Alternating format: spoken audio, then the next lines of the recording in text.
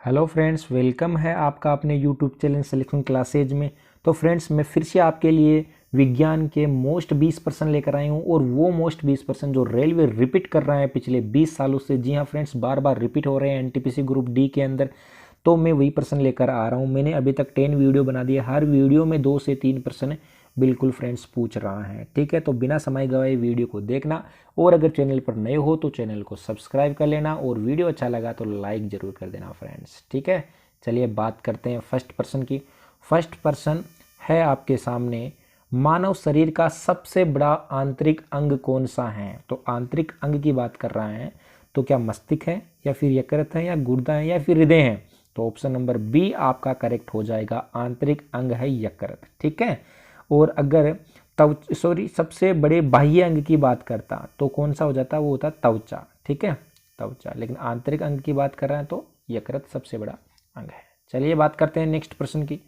अगला प्रश्न है, मानव शरीर में सबसे बड़ी हड्डी कौन सी है? तो सबसे बड़ी हड्डी आपकी है फीमर। ठीक है, कौन सी है? फीमर है। ऑप्शन नंबर बी आपका करेक्ट हो जाएगा, फीमर। अब ये पाई कहाँ जाती है? ये पाई जाती है जांग के अंदर। कहाँ? जांग में पाई जाती है। चलो फ्रेंड्स, सबसे बड़ी हड्डी की बात तो हो गई, लेकिन अगर मैं आपसे पूछूं कि सबसे छोटी हड्डी कौन है और कहाँ पाई जाती है, तो सबसे छोटी हड्डी है स्टेपिज। ठीक है, स्टेपिज, जो कि कान में पाई जाती है। कहाँ पाई जाती है? कान में पाई जाती है सबसे छोटी हड्डी। चलिए नेक्स्ट प्रश्न की बात करते हैं। अगला प्रश्न है, भोजन का पाचन निम्नलिखित में से किस अंग से प्रारंभ होता है? तो स्टार्ट कहाँ से हो जाता है भोजन का पाचन? तो ऑप्शन नंबर आपका सही हो जाएगा ए। ठीक है, भोजन का पाचन मुख से प्रारंभ हो जाता है। कहाँ से? मुख से प्रारंभ हो जाता है। ठीक है फ्रेंड्स, चलिए बात करते हैं अगले प्रश्न की। अगला प्रश्न है, मानव शरीर में सबसे प्रचुर मात्रा में पाया जाने वाला तत्व कौन सा है? सबसे ज्यादा कौन सा तत्व पाया जाता है? ऑप्शन देखना, क्या कार्बन है, या फिर कैल्शियम है, या फिर नाइट्रोजन है, या फिर ऑक्सीजन? तो आपका सही आंसर हो जाएगा कार्बन। ठीक है, कार्बन आपका बिल्कुल करेक्ट आंसर हो जाएगा, सबसे ज्यादा मानव बॉडी में पाया जाता है। चलिए बात करते हैं अगले प्रश्न की। अगला प्रश्न है, मनुष्य लोहा किससे प्राप्त करता है? वाह, क्या प्रश्न है। मनुष्य में जो लोहा धातु होती है, ठीक है, कौन सी धातु? लोहा धातु तो होती है, लेकिन ये प्राप्त कहाँ से करता है? तो क्या पनीर से प्राप्त करता है, या फिर पालक से प्राप्त करता है, या मछली से, या फिर दूध से? तो सबसे ज्यादा प्राप्त करता है पालक से। कहाँ से? पालक से। हरे पत्तेदार सब्जियां में ज्यादा, सबसे ज्यादा क्या होता है? आयरन की मात्रा होती है। ठीक है, चलिए बात करते हैं अगले प्रश्न की। अगला प्रश्न है, मानव शरीर में आहार भोजन मुख्यतः पचता है, तो कहाँ पचता है मानव शरीर के अंदर भोजन? तो क्या उधर में, या छोटी आंत में, या बड़ी आंत में, या फिर यकृत में? तो सही आंसर हो जाएगा छोटी आंत। कहाँ? छोटी आंत में मानव भोजन पचता है। क्लियर है? चलिए बात करते हैं अगले प्रश्न की। अगला प्रश्न है, मानव शरीर में जल की मात्रा होती है। जी हाँ, हमने सुना है कि हमारी बॉडी के अंदर काफी जल होता है। क्या 10% जल होता है, या फिर 20%, या फिर 5%, या फिर 80%? तो फ्रेंड्स, मानव बॉडी के अंदर 80% जल की मात्रा होती है। कितनी? 80%। क्लियर है? चलिए बात करते हैं अगले प्रश्न की। अगला प्रश्न है, कौन सा रेशा सबसे मजबूत प्राकृतिक रेशे के रूप में जाना जाता है? तो प्राकृतिक रेशे की बात कर रहे हैं। ठीक है, वो सबसे मजबूत भी तो रेशम होता है, या फिर कपास, या पटसन, या ऊन? तो सबसे मजबूत और प्राकृतिक रेशम। ठीक है, रेशम। क्लियर है? चलिए बात करते हैं अगले प्रश्न की। अगला प्रश्न है, जीवाणु की खोज किसने की थी? तो जीवाणु की खोज किसने की थी? तो आपका सही आंसर हो जाएगा ए, एंटोनी ल्यूवेक-हॉक ने जीवाणु की खोज की थी। किसने की थी? एंटोनी ल्यूवेक-हॉक। एंटोनी ल्यूवेक-हॉक। ठीक है, क्लियर है? चलिए बात करते हैं अगले प्रश्न की। अगला प्रश्न है, कोशिका का शक्तिग्रह किसे कहा जाता है? कोशिका का शक्तिग्रह यानी कि पावर हाउस। ठीक है, तो ऑप्शन देखना, सूत्रकणिका, माइटोकॉन्ड्रिया, या उपरोक्त दोनों? तो फ्रेंड्स याद रखना, माइटोकॉन्ड्रिया को ही हिंदी में सूत्रकणिका बोलते हैं। ठीक है, तो ऑप्शन नंबर सी आपका करेक्ट हो जाएगा, उपयुक्त दोनों ही सही है सर।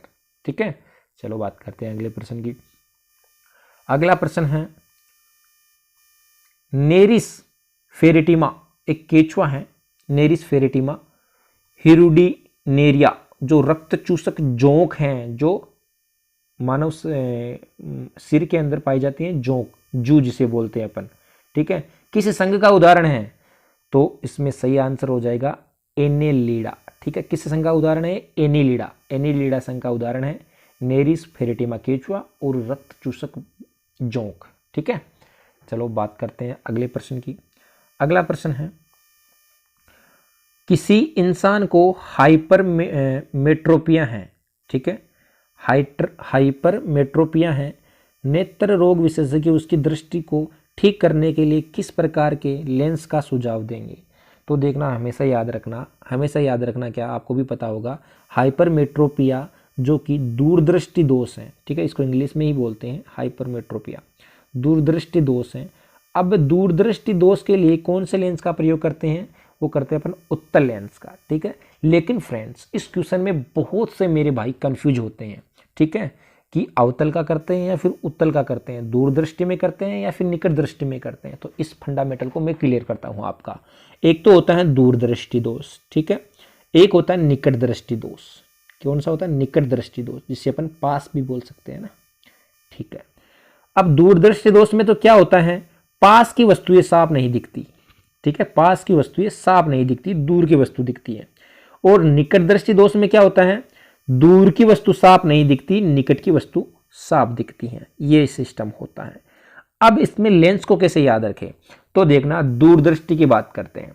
दूरदृष्टि में आप इस नाम से देखना किस तरीके की ध्वनि निकल रही है। देखो, दूर, ऊ की ध्वनि निकल रही है, दूर से आएगा आपका उत्तल लेंस, ठीक है, ऊ की ध्वनि निकल रही है, इससे उत्तल लेंस आएगा दूरदृष्टि में।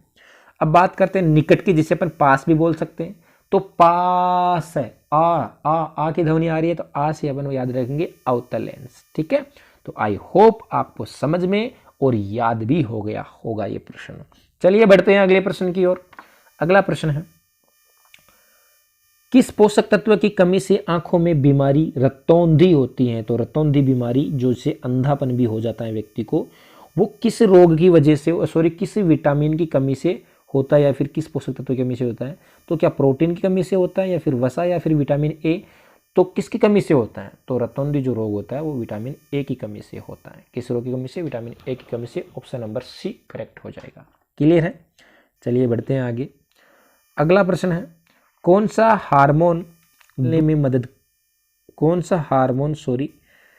हार्मोन स्तन से दूध निकालने में मदद करता है जब बच्चा स्तन से दूध पीता है? तो ठीक है, तो किस हार्मोन से दूध बनता है? तो वो है प्रोलेक्टिन, ठीक है। कौन सा है? प्रोलेक्टिन हार्मोन है। ये आपका क्लियर हो जाएगा।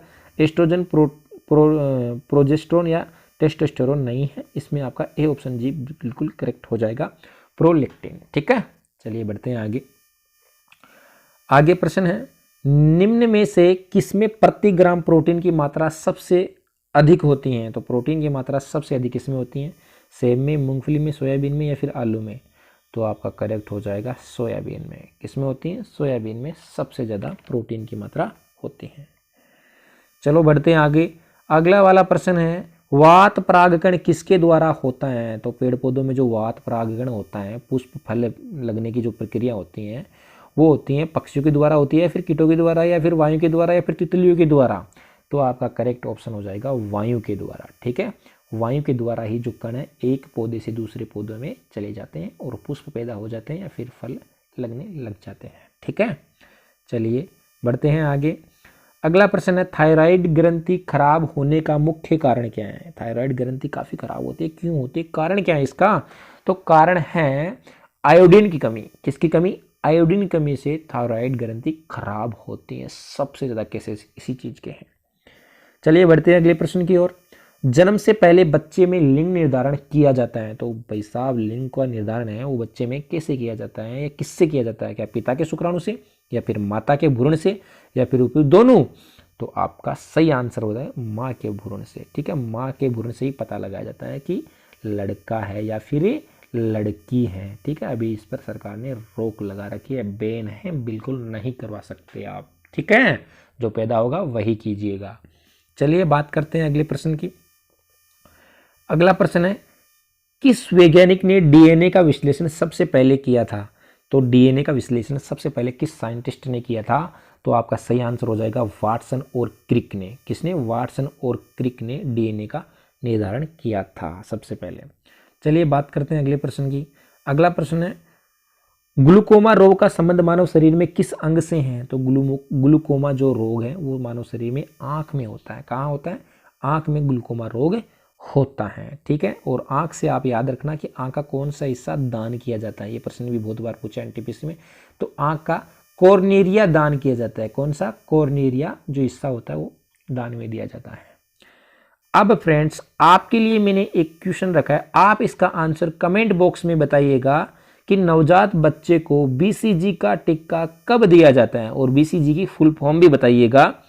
6 महीने के भीतर दिया जाता है, या फिर जन्म के तुरंत बाद दिया जाता है, या 48 घंटे के भीतर, या फिर 7 दिन के भीतर। तो इस क्वेश्चन का आप कमेंट बॉक्स में जरूर आंसर देना। ठीक है, वीडियो देखने के लिए आपका बहुत बहुत धन्यवाद फ्रेंड्स। अगर सिलेक्शन क्लासेज पर आप नए हो, पहली बार मेरा वीडियो देख रहे हो, तो चैनल को सब्सक्राइब कर देना और बेल आइकन को भी क्लिक कर देना, ताकि मेरी हर वीडियो की नोटिफिकेशन आप लोगों तक पहुंच जाए। ठीक है, और चैनल को लाइक, शेयर और कमेंट करना न भूलना। आज के लिए बस इतना ही। नमस्कार।